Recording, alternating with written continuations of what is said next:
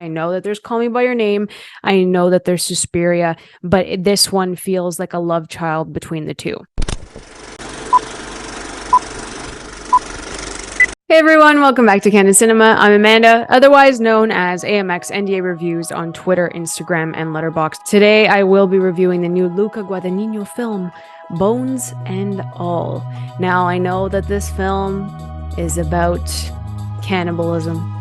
I know, but it's not only about cannibalism. This turns into a film about loneliness, a film about trying to understand who you are, your urges, the morality of your decision-making and your choices, obviously in regards to cannibalism, but also in the way that people choose their relationships. They choose the people around them. And I think that the only person that could have made this as beautiful as it was is Luca Guadagnino, because he brings a level of humanity to his characters, even if they are in very difficult situations. I think that this is probably his darkest film, yet his most romantic and beautiful. I know that there's Call Me By Your Name. I know that there's Suspiria, but this one feels like a love child between the two. That's the best way that I can describe Bones and All from Guadagnino's previous work. I think that he was able to play with that line of horror and romance, and I think that he did a fantastic job.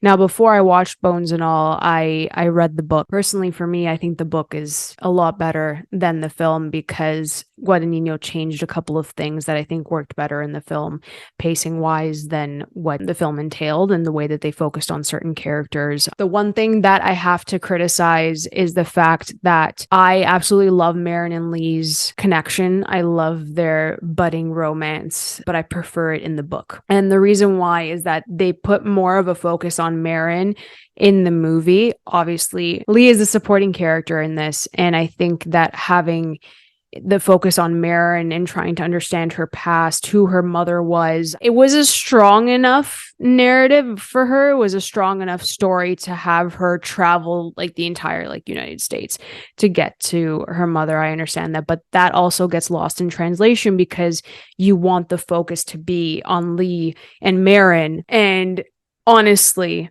Timotheé Chalamet and Taylor Russell had a magnetic chemistry that you really couldn't take your eyes off of them, but the story was never about the two of them. That felt like a side piece, but her story trying to get to her mother also felt like a side piece. Whereas in the book, there was this perfect balance between the two, and then you could also see their relationship flourish differently. I do have to admit that Luca Guadagnino knows how to frame the hell out of Timothée Chalamet. It felt like we were kind of mesmerized by Lee the same way that Maren was in certain shots, which I really appreciated because you could see and kind of feel the tension building with Maren and Lee. But again, in the book, there was a much slower buildup. Maren's a bit younger than Lee, which they do address in the movie. They do that.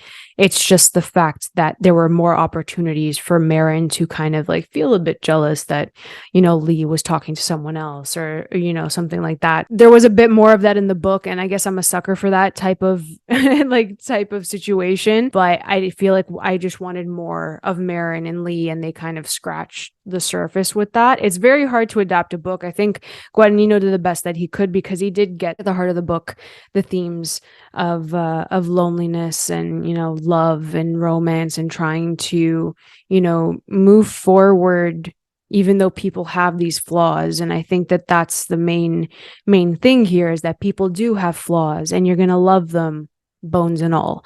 And I think that it's a beautiful parallel to actually what happens at the end of this movie in regards to Maren and Lee absolutely falling in love with each other and loving each other. It's just a really nice parallel. I'm not going to spoil the ending of Bones and All, but I just think that whoever has watched it understands that you can love someone so freaking much and they eventually become a part of you.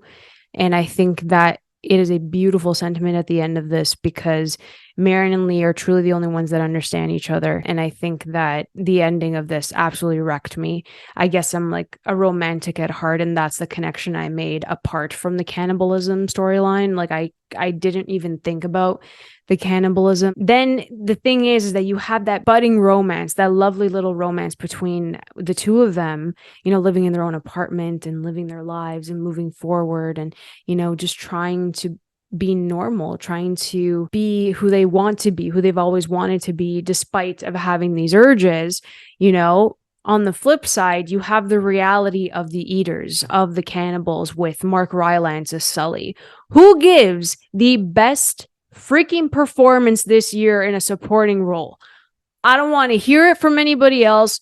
Mark Rylance gave a bone-chilling performance, literally one of his best. Honestly, I was very surprised. Fantastic casting, but he really put everything back into perspective. Is like, this is what we do. We're eating people. Okay? Again, the morality is tested. When do you start eating people? How do you approach your victim in wanting to eat? Because you also have to survive. And then there's the whole idea of the food chain and the hierarchy of that in who you choose to kill. So that's being questioned. We know that Sully only eats people when they're about to die. Is that the right thing to do? I don't know. Is it?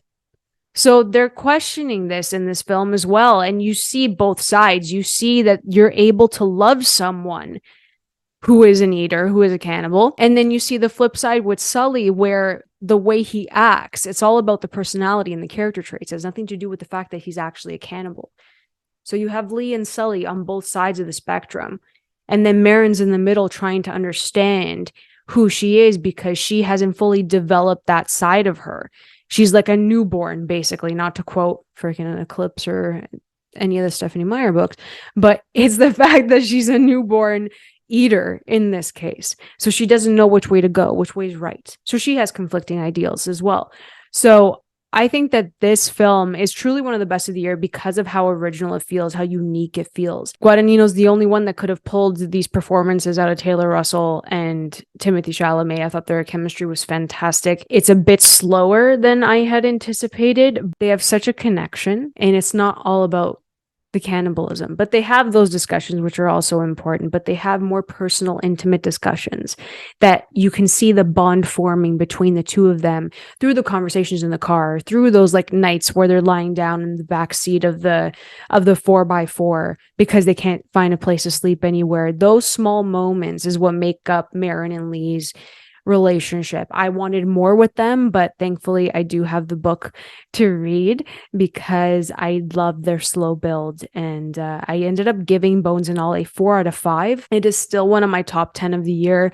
I think it's just so incredibly unique. The soundtrack, oh my god, this score by Reznor and Ross. If you haven't been listening to it on loop, I suggest you do because they are extremely talented. They give me the chills with their scores, and I love them very, very much. So please let me know in the comments below what your favorite Luca Guadagnino film is. Mine personally is still going to be Call Me By Your Name. It holds such a special place in my heart. It's the first time that I actually saw Timothée Chalamet on screen, and I absolutely fell in love with him and how talented he was. So please leave your favorite Guadagnino film below. If you guys enjoyed this review, please like and subscribe. You can always follow me over at AMX NDA Reviews on Twitter, Instagram, and Letterboxd. I'll catch you guys next time. Keep watching movies.